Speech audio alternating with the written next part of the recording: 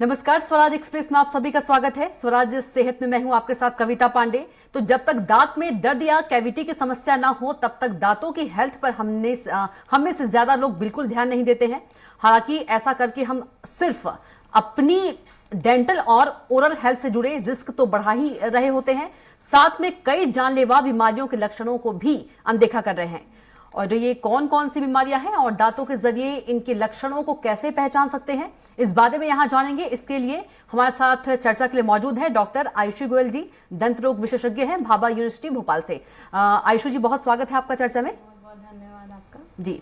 आयुषी जी, सबसे पहले सवाल यह है कि हेल्थ से आपका क्या मतलब है? जी देखिए, एक कविता पढ़ी थी मैंने, आप लोगों ने भी पढ़ी होगी। उसकी पहली पंक्ति है कि पहला सुख निरोगी काया। मतलब अगर एक व्यक्ति निरोगी है, यानी उसका तन और मन स्वस्थ है, तो वो सबसे संपूर्ण व्यक्ति है। इसी को अगर मैं आगे बढ़ाते हुए बात करूं कि निरोगी होना ही सिर्फ स्वास्थ्य नहीं होता, उसके साथ साथ किसी भी व्यक्ति का शारीरिक, मानसिक व सामाजिक संतुलन भी महत्वपूर्ण होता है।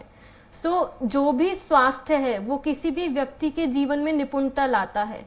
तो स्वस्थ होना उतना ही इम्पोर्टेंट है जितना कि हमारा जीवन जीना है। जी बिल्कुल। यदि बात करें दांतों से स्वास्थ्य का क्या महत्व है?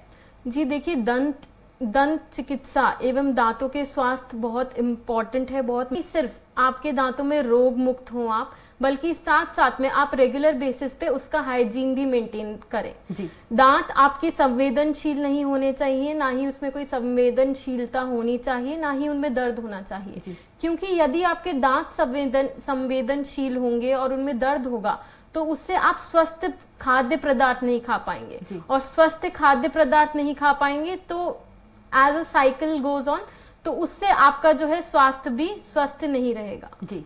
मैम, यदि बात करें भाभा यूनिवर्सिटी से कौन से डिपार्टमेंट से हैं आप? जी, मैं भाभा यूनिवर्सिटी में department of conservative dentistry and endodontics से हूँ, जहाँ पे दांत को बचाने का कार्य किया जाता है। बहुत समय पहले क्या होता था, इतने एडवांसमेंट नहीं होते थे, इतनी टेक्नोलॉजी नहीं होती थी, इतने चिकित्सक एवं चिकित्सालय नहीं होते थे कि दांतों को बचाने का कार्य किया जाए।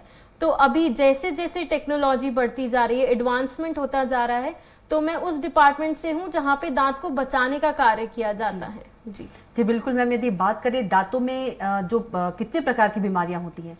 जी देखिए, बहुत सारी प्रकार की बीमारी होती है। अगर हम शुरुआत करें, सबसे पहले आपके पास मरीज आएगा, उसकी चीफ कंप्लेंट यानी उसकी शिकायत जो है उस पे ध्यान दिया जाता है। मरीज आपके साथ कब आ सकता है? पहली चीज, उसको दांत में दर्द हो, उसको झंझनाहट या संवेदनशीलता हो दांत में, वो ठंडे से भी हो सकती है और गर्म से भी हो सकती है। साथ में उसको सूजन हो, या किसी भी कारण से कुछ कठोर पदार्थ खाने के कारण से उसका दांत फ्रैक्चर हो गया हो, या फिर उसके आगे के दांतों में गैप हो, वो अच्छे से मुस्कुरा नहीं पा रहा हो किसी भी कारण से, उसके दांत टेढ़े मेढ़े हो। तो बहुत सारे कारण होते हैं जिसकी वजह से मरीज आता है। पर यदि मैं अपने डिपार्टमेंट की बात करूं तो उसमें बेसिकली जो मरीज की जो शिकायत होती है वो यही होती है कि या तो उनको संवेदनशीलता यानी सेंसिटिविटी बोलते हैं वो लग रहा है जो ठंडे गर्म से होता है, या फिर दांत में दर्द, सूजन एवं दांत का टूटना। मरीज बोलता है कि मुझे दर्द नहीं होता लेकिन मेरे दांत का ऊपरी हिस्सा टूट गया है। तो ये सब कंप्लेंट्स लेके पेशेंट आता है, तो उसका हम सारी जांच करके क्लिनिकली उसको देखकर उसकी सारी इन्वेस्टिगेशन करके आरवीजी द्वारा, क्योंकि हमारे कॉलेज ने, यूनिवर्सिटी ने, डिपार्टमेंट में आरवीजी प्रोवाइड किया गया है, डिजिटल एक्सरे इमेजिंग प्रोवाइड की गई है, जिससे तुरंत ही उसका डायग्नोसिस बनाया जाता है और फिर उसके बेसिस पे हम ये डिसाइड करते हैं कि क्या बीमारी है एवं उससे कैसे निवारण हो सकता है उस बीमारी का। यदि बात करें टेक्नोलॉजी की, तो आपके डिपार्टमेंट में कौन कौन सी नई टेक्नोलॉजी जो है एड ऑन हुआ है? जी देखिए, जैसे जैसे समय बढ़ता है, परिवर्तन होता है, उस तरीके से टेक्नोलॉजी और एडवांसमेंट भी होता रहता है किसी भी डिपार्टमेंट में। तो अगर हम हमारे डिपार्टमेंट की बात करें तो सबसे बड़ी जो उपलब्धि प्राप्त हुई है वो माइक्रोस्कोप, जिसको दूरबीन भी कहा जाता है, उसकी हुई है। उसका क्या फायदा है? देखिए, हमारे डिपार्टमेंट में हम दांत बचाने का काम करते हैं। तो अगर मैं एक इंटरनल एनाटॉमी की बात करूं, दांत की आंतरिक संरचना की बात करूं, तो दांत जो ऊपरी दांत का हिस्सा है वो 3 परतों में बांटा गया है। पहली सबसे ठोस लेयर जिसे इनेमल कहा जाता है, उसके बाद डेंटिन आती है जिसको हड्डी के समान मजबूत बताया गया है, और तीसरी पल्प होती है जिनमें नस होती है। तो यदि कोई कीड़ा आपका सिर्फ इनामल और डेंटिन तक है तो हम उसको निकाल के और उसको फिल कर सकते हैं। यदि रूट केनाल करना पड़ रहा है तो हमें पल्प तक यानी तीसरी परत तक भी जाना पड़ता है। लेकिन अगर हम पल्प की बात करें तो वहां पे जो वेसल्स होती है इतनी सूक्ष्म होती हैं, इतनी छोटी होती हैं कि हमें नॉर्मली आंखों से वो दिख नहीं पाती। सो जो दूरबीन है उसका क्या कार्य है? दूरबीन का कार्य ये है कि वो हमें मैग्नीफाई करता है, चीजों को हमें बढ़ाकर उनका साइज को बढ़ा के दिखाता है। तो जो सूक्ष्मता है, जो हमारे रास्ते में रुकावट थी कि हम ढंग से काम नहीं कर पा रहे थे और प्रिसाइजली काम कर पा रहे हैं हम, वो सब माइक्रोस्कोप दूरबीन की वजह से होता है। दूरबीन से रूट केनाल जो होता है बहुत करना आसान हो जाता है। वो अलग अलग मैग्निफिकेशन पे उपस्थित होता है। जो नॉर्मल आंख है वो 0.2 mm से बड़ा डिस्टेंस की चीजें नहीं देख पाती है। तो वो जो दूरबीन है वो अलग अलग रेंजेस में आता है, 10x, 15x, 20x, इस तरीके से। मतलब वो हमें उतना दुगना उस एरिया को बढ़ा करके देखने में मदद करता है, जिससे कि जो हमारी सूक्ष्म जो ब्लड वेसल्स हैं, जो पल्प के टिश्यूज हैं, वो हमें दिख पाते हैं, और दिखेंगे तो हम उनको निकाल पाएंगे, जिसको एक्सटिपेट करना कहते हैं। और निकाल पाएंगे तो ही पेशेंट को दर्द से, सूजन से इजाद मिलेगा। जी, यदि बात करें दांतों से कैसे डायबिटीज का पता चलता है? जी देखिए, बहुत सारे लक्षण होते हैं। कोई भी सिस्टमिक डिजीज है, कोई भी आपको बीमारी है, ब्लड प्रेशर हाई है आपका, या फिर आपको डायबिटीज है, तो क्या होता है, जितने भी डायबिटीज के पेशेंट हैं उनमें अक्सर देखा गया है उनमें बोन लॉस पाया जाता है।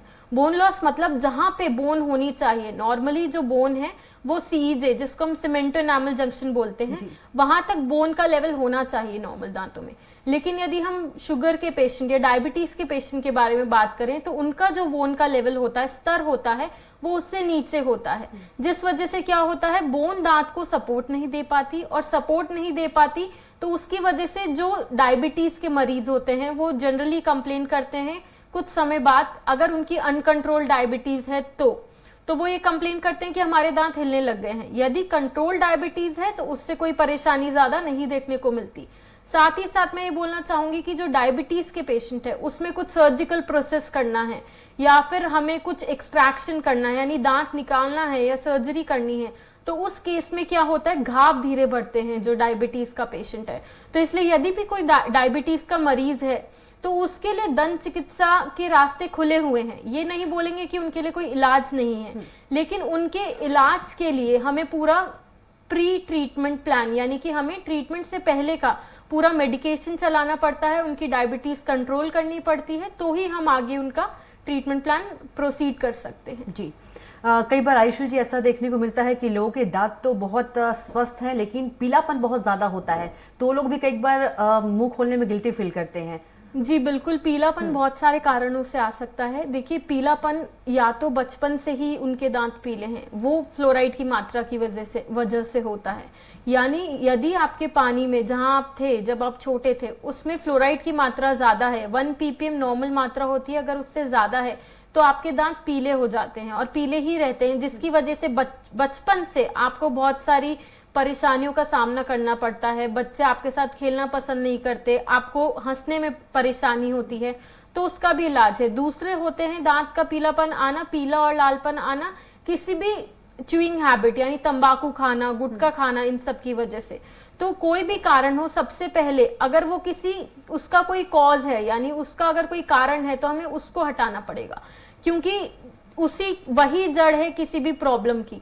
तो अगर आप टोबैको, च्यूइंग या कुछ भी कर रहे हैं तो उसको हमें सबसे पहले रोकना पड़ेगा। उसके बाद जो ट्रीटमेंट प्लान है बहुत सारे होते हैं, या तो कुछ पीलापन जो होता है सिर्फ सफाई के कारण से, सफाई की वजह से हट जाता है, और यदि नहीं तो भी बहुत सारे ऑप्शन है। ब्लीचिंग आ गई जिसमें दांतों को सफेद किया जाता है, वीनियरिंग आ गई जिसपे दांतों के ऊपरी हिस्से पे कैप लगाया जाता है, जिससे कि बच्चों को, ना ही सिर्फ बच्चों को बल्कि बड़ों को भी हंसने में भी परेशानी नहीं होती है। पायरिया की बात करें, पायरिया क्या होता है और इससे क्या कुछ लक्षण होते हैं, उसके इलाज क्या होता है? क्योंकि कई बार क्या होता है, जो पायरिया का मरीज होता है वो मुंह खोलता है तो बहुत ही गंदी दुर्गंध आती है उसके मुंह से। जी, इस सब का शुरुआती चरण अगर हम देखें तो क्या होता है, खाना फंसने से चालू होता है। हर चीज का जो कारण है खाना फंसना है। हमारा खाना फंसेगा, वो धीरे धीरे समय के साथ हार्ड होता जाता है, और कोई भी हार्ड चीज है वो हमेशा सॉफ्ट चीज को पुश करेगी, यानी धकेलेगी। तो क्या होता है, अगर दांत और मसूड़े के बीच में हमारा खाना फंस रहा है और वो हार्ड हो गया है, तो वो क्या करेगा, वो मसूड़ों को धक्का मारेगा। और जैसे ही वो मसूड़ों को धक्का मारेगा तो क्या होगा, जो मसूड़े हैं हड्डी के साथ वो नीचे जाना चालू कर देंगे, अपने स्तर को और नीचे कर देंगे। जब उसका स्तर निचला हो जाता है तो क्या होता है, दांत हिलना चालू हो जाता है। जो गंदगी जमा है दांत पे, जो परत जमा है, उसकी वजह से दांत और सड़ने लग जाता है, वो खाना फंसा सड़ने लग जाता है, जिसकी वजह से बदबू की प्रॉब्लम आती है। साथ ही साथ में मुंह खोलने में भी शर्म आती है, पीले हो जाते हैं दांत किसी अधिक अगर स्टेज पे है तो दांत आपके हिलने भी चालू हो जाते हैं।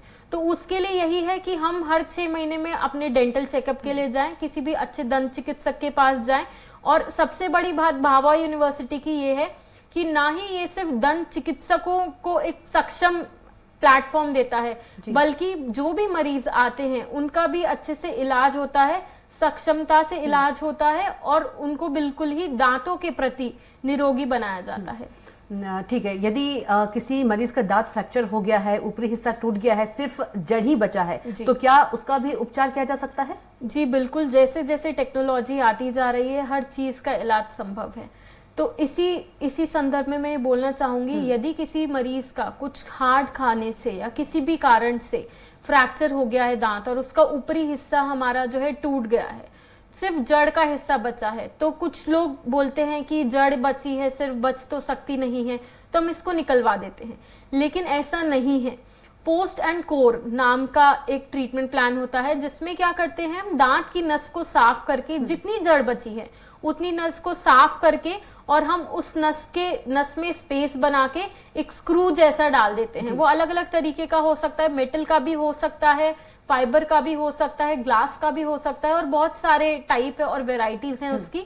तो जैसे जैसे टेक्नोलॉजी बढ़ती जा रही है वैसे वैसे नए पोस्ट सिस्टम का भी इजाद होता जा रहा है।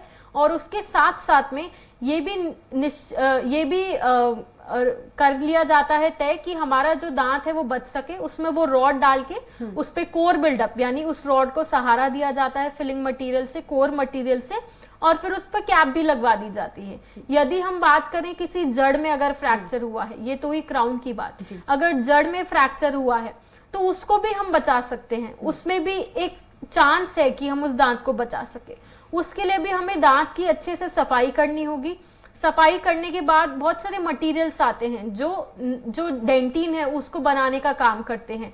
दो जड़ जो टूटे हिस्से हैं उसके बीच में अगर वो मटेरियल आपने भरा और उसको हम वापस पेशेंट को रिकॉल करते हैं हफ्ते दर हफ्ते, तो हम देखते हैं कि जो जड़ है, जो जड़ में टूटना था, उसका जो क्रैक था वो भी फिल हो सकता है। जी बिल्कुल। यदि बात करें जो जड़ में आर्टिफिशियल आजकल दांत लगाए जाते हैं, उसकी घर में देखभाल कैसे करें? जी बिल्कुल, जो जड़ के अंदर आर्टिफिशियल दांत यानी जिसकी आप बात करें पोस्ट एंड कोर जो किया जाता है, उसका नॉर्मल प्रोटोकॉल है। नॉर्मल प्रोटोकॉल यानी जैसे आप बाकी दांतों की सफाई रखते हैं वैसे ही आपको उन दांतों की भी सफाई रखनी है। उसमें मेन आपका आता है क्लीन रखना। जो दो दांत के बीच का हिस्सा है हमें उसे क्लीन रखना है। उसे क्लीन रखने के लिए हमें बहुत सारे उपाय हैं। पहली चीज, हम कुछ भी खाने के बाद कोशिश करें कि हम पानी से तो कुल्ला करें ही, हम ज्यादा से ज्यादा पानी पिए, क्योंकि जितना पानी पिएंगे जो भी भोजन कर रहे हैं उसके कण हैं वो उस पानी में आएंगे और उसके कारण वो जो है उस जगह से जो हमारा साइट ऑफ इन्फेक्शन यानी जहां पे संभावना है इन्फेक्शन फैलने की वो हमारी खत्म हो जाती है। तीसरी चीज, यदि आपने ऐसा कुछ करवाया है, दांत में इम्प्लांट या पोस्ट एंड कोर कुछ करवाया है, तो हर 4-6 महीने बाद अपने दंत चिकित्सक से सलाह लें, उनसे एक्सरे करवाएं, उनसे जांचें करवाएं, जिससे पता लग सके हमें कि कितना अच्छा ट्रीटमेंट आगे चल रहा है, कितना अच्छा प्रोग्नोसिस है उस इलाज का। साथ ही साथ फ्लॉसिंग करें। फ्लॉसिंग में क्या होता है, एक फ्लॉस आता है, वैक्स का फ्लॉस आता है, उसको हमें दोनों उंगली में फंसा के दो दांत के बीच में डाल के ऊपर नीचे उसको आगे पीछे क्लीन करना है, जिससे जो इंटरडेंटल एरिया है वो क्लीन होता है। इसके साथ में इंटरडेंटल ब्रशेस भी आती हैं। जो लोग अभी तक टूथपिक से फंसा खाना निकालते हैं या फिर पिन हो गई उससे निकालते हैं, सेफ्टी पिन्स हो गई उनसे निकालते हैं, तो प्लीज उसका उपयोग आप छोड़ दें। और इंटरडेंटल ब्रशेस आते हैं जो आपके इंटरडेंटल एरिया यानी दो दांत के बीच में फंसा जो खाना होता है उसको निकालने का कार्य करते हैं। क्योंकि जितना भी इन्फेक्शन होता है, जितना भी सेकेंडरी इन्फेक्शन होता है, वो सब कुछ खाना फंसने के कारण होता है। तो जितना हम खाना कम फंसने देंगे दांतों में, उतना ही हमें जो है सेकेंडरी इन्फेक्शन का चांसेस कम होगा। जी, यदि दांतों में कैंसर की बात करें तो इसके क्या कुछ लक्षण होते हैं और उसके क्या कुछ इलाज है मैम? जी देखिए, कैंसर जो होता है, कैंसर दो तरीके का हो सकता है, एक होता है बेनिग्न और एक होता है मेलिग्नेंट, यानी एक वो जो फैल नहीं रहा और एक होता है जो फैल रहा है। तो ऐसा नहीं है, कुछ लोग बोलते हैं कि हमने पहले कैंसर का इलाज कराया था और जब से हम दांत निकलवा रहे हैं तब से वो फैल गया है। ऐसा नहीं होता है। देखिए, अगर आपका कैंसर मेलिग्नेंट है यानी वो फैलने की स्थिति में है तो ही वो फैलेगा। तो हमें इस बात का ध्यान रखना है कि अगर हमने पहले कभी कैंसर का ट्रीटमेंट कराया है तो हम उसकी हिस्ट्री हमारे डॉक्टर को जरूर दें। जो भी दंत चिकित्सक है वो कोई भी ट्रीटमेंट प्लान, वो आपका एक्सरे लेंगे, आपकी क्लिनिकली जांच करेंगे, लेकिन कोई भी ट्रीटमेंट आगे बढ़ाने के से पहले वो आपके जो भी डॉक्टर हैं जिन्होंने कैंसर के लिए आपको ट्रीट किया है, उनको वो पहले सलाह करेंगे क्या क्या दवाई चल सकती है, किस तरीके से इलाज को आगे करना है और क्या क्या परहेज हमको रखने हैं। रही बात उन लोगों की जिनको कैंसर नहीं है लेकिन उनको मुंह में परेशान, वो तंबाकू वगैरह का ज्यादा सेवन करते हैं या फिर किसी और कारण से भी उनको दांत में छाले, दांत के आसपास छाले या गाल में छाले हो गए हैं और उनकी शिकायत है कि ये छाला जो है हमको गड़ रहा है या कहीं कैंसर तो नहीं है। तो देखिए, अगर हम दांतों की बात करें तो दांतों से कैंसर नहीं होता है, लेकिन वो जो छाला है वो इस कारण से भी हो सकता है कि आपके दांत की कोई ना कोई कस्प यानी कोई भी कोना बहुत तीखा है और जब आप दांत से दांत मिलाते हैं तो गाल बार बार उसमें कटता है, या फिर कोई वहां पे जड़ का टुकड़ा बचा हुआ है जो तीखा है, जिसका कोना तीखा है, और जब आप बंद करते हैं या चबाते हैं तो क्या होता है, आपका गाल कटता है बार बार और वो छाला आपका भर नहीं रहा। क्योंकि मरीज किस कंप्लेन से आते हैं कि मेरे मुंह में छाला और वो भर नहीं रहा है, तो उसके लिए पहले आप दंत चिकित्सक के पास जाएं, वो आपकी जांच करेगा क्लिनिकली भी और रेडियोग्राफिकली भी। यदि वो किसी शार्प कस्प की वजह से है यानी दांत में कोई शार्पनेस है उसकी वजह से है, तो वो उसको ग्राइंड कर देगा और फिर आपको 5-7 दिन की दवाई देके चेक किया जाएगा कि क्या वो छाला बढ़ रहा है या उतना ही है। यदि वो बढ़ रहा है, जो हमें जो कॉज लग रहा है, दांतों का जो कॉज हो सकता है, उसको ट्रीट करने के बाद भी वो बढ़ रहा है, तो वो आपको सर्जिकल डिपार्टमेंट में आगे फॉरवर्ड करेंगे, जिससे कि वहां पे आपकी पूरी जांच हो सके, बायोप्सी हो सके और पता लगाया जा सके कि किस कारण से है। जी मैम, यदि बात करें दांतों में जो कैंसर के लक्षण है उसके शुरुआती लक्षण क्या होते हैं जो पता चल पाए मरीज को? जी देखिए, दांतों में शुरुआती लक्षण, पहली चीज हमें हमारा जो भी हम इटियोलॉजी यानी हम क्या क्या ऐसी चीजें कर रहे हैं जिससे कैंसर हो सकता है। सबसे बड़ी चीज है तंबाकू खाना। तंबाकू जो लोग खाते हैं उसके पाउच पे ही लिखा होता है कि ये कैंसर कर सकता है, अपनी खुद की रिस्क पे खाएं। तो पहली चीज, अगर आपको कोई भी च्यूइंग हैबिट है तो हमें उस चीज का जरूर ध्यान रखना है। बाकी कुछ मरीज ऐसे भी होते हैं कि हम तो कुछ खाते नहीं, हमारे तो दांत भी साफ हैं, लेकिन फिर भी हमें कैंसर है, तो यानी उनके कुछ सेल्स में म्यूटेशन हुआ है। तो वो सारी चीजें जो हैं इन्वेस्टिगेशन के थ्रू ही सामने आती है। हम क्लिनिकली किसी भी मरीज को देखकर ये नहीं कह सकते कि ये कैंसर है या नहीं है, लेकिन अगर आपको लगता है कि अगर हैबिट्स की वजह से है तो आप जरूर उस पर ध्यान दीजिए, और अगर आपको लगता है कि हैबिट्स की वजह से नहीं है तो एक बार दंत चिकित्सक के पास आए, आपको ओरल सर्जरी डिपार्टमेंट में रेफर किया जाएगा जहां पे बहुत सारे टेस्ट किए जाते हैं, उनसे पता लगाया जा सकता है कि कैंसर है या नहीं है। जी मैम, कई बार यदि बात करें मसूड़े में पश पड़ जाता है और फूला हुआ होता है 15-20 दिनों तक, ये इसके क्या कुछ कारण है?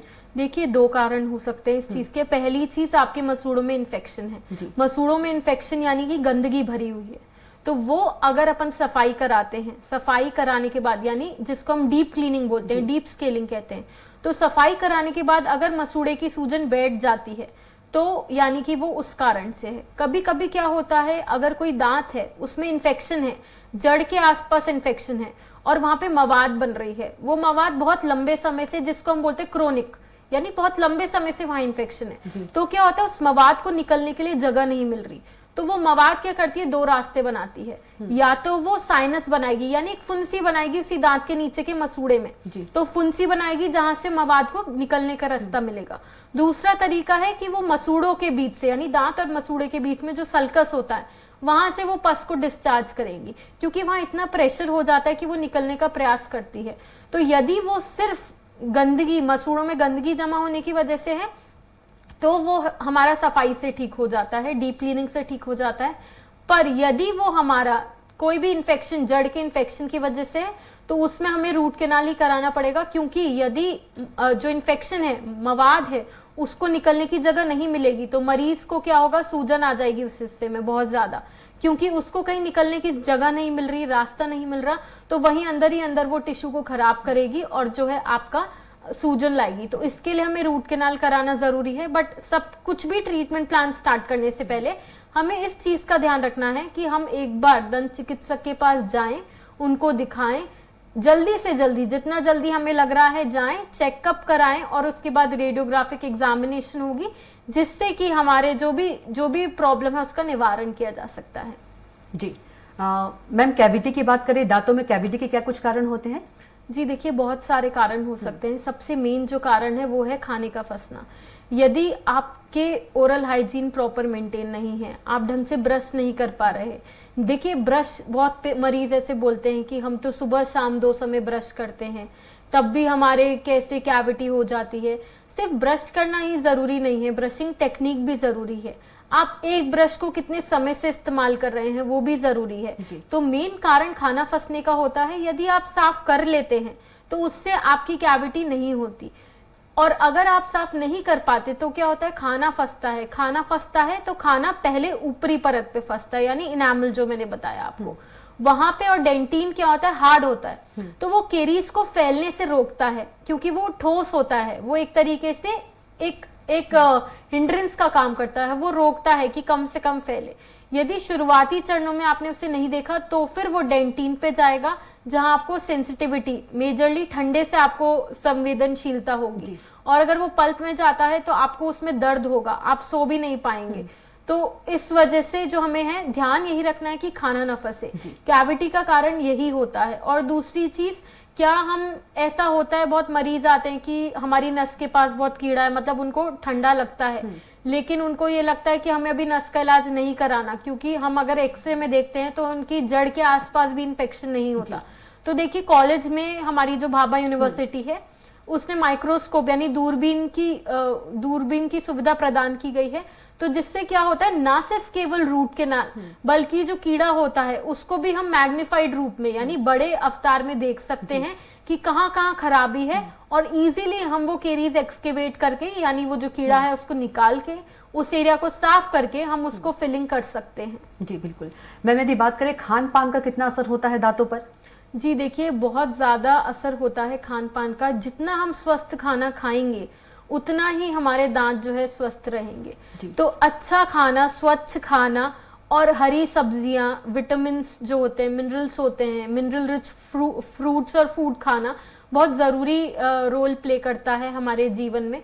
आपने देखा है, बहुत छोटे बच्चे होते हैं जिनके दांतों में कीड़ा लग जाता है, दूध के दांत होते हैं उनके, लेकिन क्या होता है, दूध के दांत गिर नहीं पाते, और ऊपर से उनके पीछे से या आगे से जो है पक्के दांत, जिसे परमानेंट टीथ बोलते हैं, परमानेंट टीथ आ जाते हैं।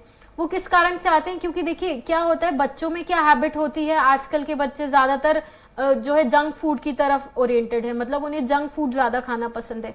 तो क्या होता है, बचपन में जब भी बच्चों के दांत गिरने वाले स्थिति में हो, या फिर हमें लगे कि थोड़ा हिल रहा है, तो हमें क्या, उनको जंक फूड ना खाने की जगह हमें उन्हें गाजर हो गई, खीरा हो गई, काट के उनको देना चाहिए। क्योंकि जब वो दूध के दांत से वो खाएंगे तो वो धीरे धीरे करके हिलने लगेगा, क्योंकि जिस समय पे दूध का दांत गिरना चाहिए, यदि उस समय पे नहीं गिरा तो क्या होगा, परमानेंट तो आएगा ही, पक्का दांत तो आएगा ही, और अगर पक्का दांत आएगा, दूध का दांत नहीं गिरा, तो यानी उसको जगह नहीं है, उसकी जो निर्धारित जगह है और निर्धारित समय है उस पे अगर वो नहीं आ पा रहा, तो वो आगे या पीछे या दाएं या बाएं कहीं ना कहीं जगह बनाएगा निकलने के लिए। तो इसी कारण बोलते हैं कि बच्चों को बचपन से ही आदत डालनी चाहिए कि हम हेल्दी खाना खाएं, स्वस्थ जो आहार है वो ले, जिसमें हमारा सलाद हो गया, गाजर की खीरा हो गया, ककड़ी हो गई, ये सब लें, और हरी सब्जियों, स्वस्थ और स्वच्छ खाने का ही हम सेवन करें। ठीक है मैम, आपका बहुत ही शुक्रिया हमारे दर्शकों को तमाम जानकारी देने के लिए। तो हमारे साथ ही भाभा यूनिवर्सिटी भोपाल के डॉक्टर आयुषी गोयल जी, जिन्होंने तमाम जानकारियां दी कि दांतों को कैसे स्वस्थ और सुंदर बनाएं। तो फिलहाल के लिए स्वराज सेहत में इतना ही। आप देखते रहिए स्वराज एक्सप्रेस। नमस्कार।